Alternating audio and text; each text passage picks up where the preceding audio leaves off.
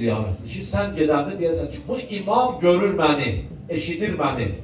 Hətta ziyarətnaməsində var, bizim salamımızı eşidirsiniz, bizi görürsünüz, salamımızın cavabını qaytarırsınız. Amma problem məndədir, mənim qulağımdadır, mən onu eşitmirəm.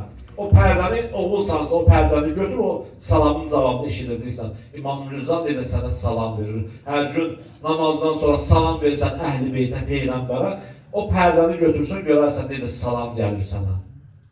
O salamın cavabı. Onlar qaytarırlar. Sadəcə problem bizim özümüzdədir. Biz təmiz olmamışıq. Biz hələ bulaşığıq. Biz o paçlığa qovuşa bilmirik. Ona görə də Əhl-i Beytin qapısına getdim, mümkün deyil. Və fərqi yoxdur, hansının qapısına getsin. Ayətullah Əhmədi Miyanizi var, bizim ustadımız, böyük alimlər. O yazır, bir nəfərin uşağı oldu, övladı.